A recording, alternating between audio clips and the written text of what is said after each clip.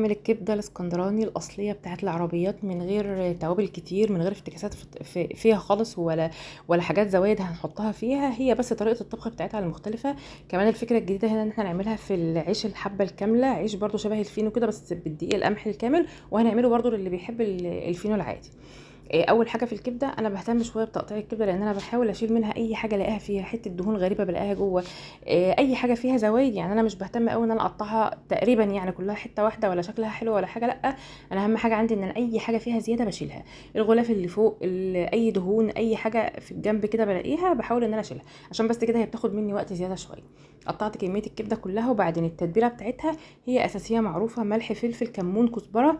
هم دول التوابل بس اللي بتتحط فيها، ما تزودوش اي حاجه تانية خالص. عايزين تشيلوا الكمون شيلوه، بس الثلاثه الباقيين دول اساس. شويه خل صغيرين، وبعد كده بقى احط مثلا معلقتين توم. هو كميه الكبده يعني ما شاء الله كبيره شويه، فهنزود يعني مثلا معلقتين توم مفرومين، ودي شطه فلفل اللي هو الاحمر سبايسي مفروم برضو. تقدروا تستغنوا عنه لو انتم مش بتحبوه، او تحطوا هريسه مثلا.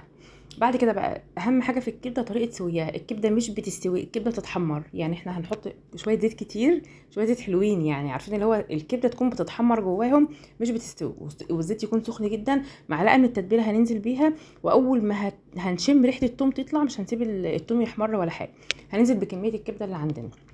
وبعد كده بقى على ما هتنزل من حرارة الزيت هنلاقيها ابتدت تاخد لون. هنقلبها بقى علشان يعني تاخد لون من جميع الاتجاهات. هي اصلا مش هتاخد اكتر من 10 دقايق على النار علشان ما تشدش. يعني هي اهم حاجة انك تنزليها في زيت سخنة قوي، وان انت اصلا يعني الزيت نفسه يبقى كتير عشان هي تتحمر فيه. بعد ما هتاخد كلها لون واحد هنزل ببقية التتبيله، اللي هو معلقة كمان من التتبيله. ما تقفروش في التوابل فيها قوي، يعني هي حلاوتها انها ما يكونش فيها كمية تتبيله كتير. هي خلاص مثلا عدى 8 9 دقايق منها اللي هي دخلت في السويه اصلا، هقوم مقطعه شويه فلفل رومي اخضر. عادي خالص، حابين تحطوا سبايسي حطوا، بس كفايه اللي انا حطيته في الاول يعني. وبعد كده هقلب تقليبتين، واعلي بقى النار على الاخر. احنا مش بنهدي على الكبده برده خالص. وبعدين هعلي النار على الاخر. هي خلاص كده استوت، انا قفلت النار. الشكل ده حرارتها هي اللي بتسويها، بس انا قفلت النار. عصرت بقى ليمونه فوق على الوش، واعملوا بقى احلى سندوتشات كبده، زي كبده الفلاح، زي كبده العربيات، احلى منهم كمان، نضيفه واحنا عاملينها في البيت. ما تكتروش في التوابل، نزلوها في زيت سخن، دي اهم حاجه فيها. انا عملتها في عيش فينو عادي خالص، وبعدين عيش بالحبه الكامله عشان اللي بيحب ياكل بالعيش ده واللي بيحب ياكل بالعيش ده. ولو انتوا حابين طريقه العيش ده عرفوني في التعليقات، وانا هنزل لكم الفيديو بتاعه. طريقه الكبده دي حلوه جدا، بتطلع معايا اصلا يعني ما بتكونش بتمط او بتقطم.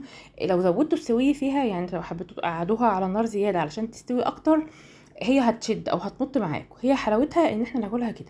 وعصره الليمونه اللي في الاخر دي بتديها طعم تاني رهيب. جربوها وقولوا لي رايكم فيها ايه.